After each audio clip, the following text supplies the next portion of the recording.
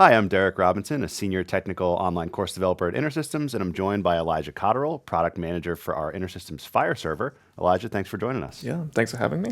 So diving right in, we want to talk today about what is InterSystems FHIR Server, and specifically what kinds of problems or use cases is it really designed to solve for both developers and clinical teams? Yeah, so from a high level, FHIR Server operates as really just a data store for different types of healthcare data. So FHIR is a globally adopted standard for health exchange.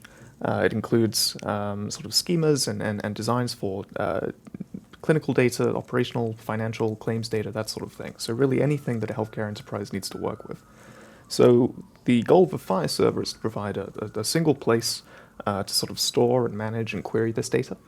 And that's exactly what we're going to be showing off today. Right, right. Nice. So kind of taking a look at the app, I see you have it up here. What does this experience look like for someone who's building, say a simple patient or clinician-facing application built on FHIR Server? Right. So we actually have a sort of fully cloud-native offer here. And really to get started, the first thing you're going to do is probably create a new FHIR server. So this is your sort of your actual data store. So what I can do here is I can just create a new server, for example. I might call it demo health, for example. And then what you do is you actually assign a URL to it. So in this case, I might call this health. And if this is a particular endpoint, I can just create that designation here. So what we do is we create actually a REST endpoint as well for you to query. And then we also have additional configurations here about sort of search strategies, but we can talk about that in more detail. Nice, nice. Okay, that seems pretty straightforward. And one thing that you didn't show here is that I think this is actually running on an already deployed instance of FHIR Server, right? Which is familiar with the way we do this with other cloud services, right? Exactly. So we've already deployed the actual service within the cloud portal, and at this point we have full access to all of the features. Right, right. Nice. So kind of moving forward now, can we take a look at some of the FHIR packages and custom extensions that people can leverage within the app? Absolutely. So if I take a look at this existing FHIR server, one thing you'll see within custom packages here is that we can actually load additional profiles whenever we need. So in this case, I might want to work with US Core, and so I can actually load these packages in. And what happens in the background is we actually re-index the entire server so that you can actually search against those resources. We can support those extensions. And we do actually have a package management utility here as well, where you can go in and manage different packages for different core versions. Right. So in some cases, we have customers doing sort of genomics research. They may leverage some packages that specifically enhance FHIR's base sort of capabilities for some of those resources. Right, right. Nice. That's cool. That's cool. So kind of thinking about it from someone building one of these applications, I imagine another common question is authorization and authentication, right? That's right. What kind of authentication mechanisms can you hook up to here?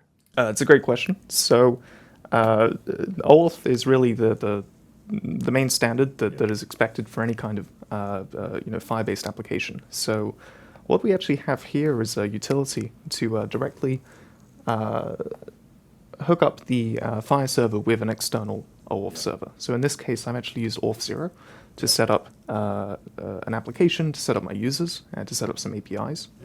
So when I go to configure the external OAuth server here, I've actually already set up this issuer endpoint. You can see this is my domain. If I click test, and then I just click confirm. So what happens here is we've actually configured the FHIR server to work with the endpoint.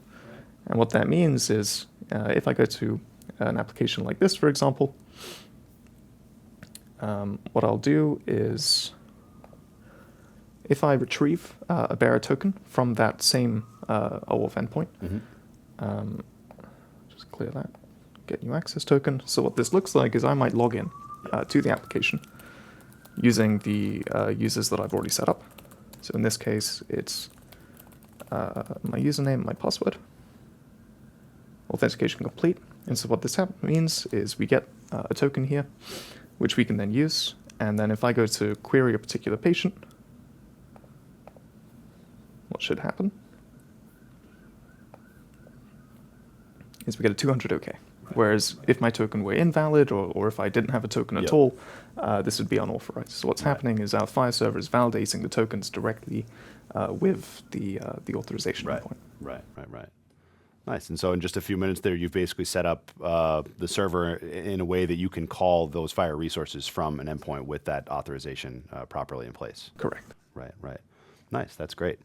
So kind of, thinking about this from the standpoint of the overall InterSystems cloud services and the products and stuff, I know there's a few other utilities in here that might be of particular interest to users of FHIR Server, and that is the FHIR SQL Builder and the Bulk FHIR Coordinator. Can you tell us a little bit about those? Yeah, that's right. So one thing we have that we're particularly excited about is the Bulk FHIR Coordinator. So this is a tool that lets you actually hook into an external sort of clinical repository, maybe an EHR, maybe a FHIR server. And what we can do is we actually export the data from that server, we bring it in, we run some validation checks, and we bring it directly into our own FHIR server. So what this allows you to do is take in resources from potentially a few different repositories, bring them in, and then make use of our built-in sort of performance and search mechanisms to then really build a scalable application. So what you can see on this screen is actually I have a few scheduled exports. So these are patient exports or group exports. So this might be an export of an entire cohort of patients. And we can see, we can schedule these to run every day or once a week, something like that. The benefit of this is these may be sort of quite large loads of FHIR resources. Right. So you may only need to run them once every week or so. You may run them on sort of off-peak hours as well, depending on how busy the APIs are at the source repository. And then we can also see a full log of everything that has completed in the past. And then the other thing we sort of mentioned is the FHIR SQL Builder. And this is sort of an analytics tool. So what this allows you to do is actually analyze the contents of the FHIR repository.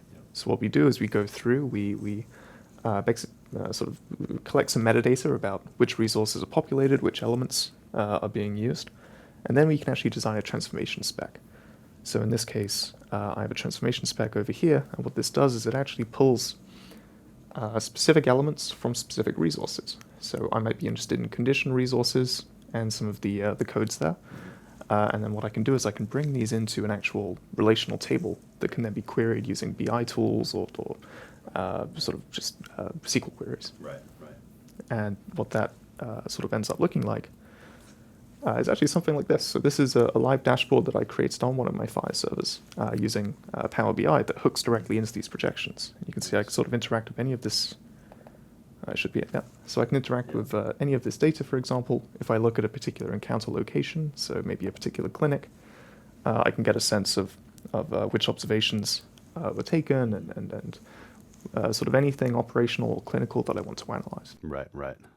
Nice. And so it seems like that kind of does a great job of unlocking this FHIR data for the audiences that maybe don't want to dive into the actual FHIR resources on the server, and they just want it exposed to them in a way they can analytically query it. Right? Absolutely. So this is perfect for anyone that needs to sort of get a clear operational view of what's going on within a health system, or maybe somebody that's interested in doing maybe research on an entire cohort of patients. Maybe they're doing clinical trials, something like that, where they need to map out this data in a more visual way. Right, right. Nice, nice. That's great. So I think that kind of touches a little bit on what the non-technical audience might be interested in with FHIR Server. But just jumping back to the developers real quick before we kind of finish up with that clinical audience, what are some other features or anything else that you'd want to mention that is particularly useful for FHIR developers using FHIR Server?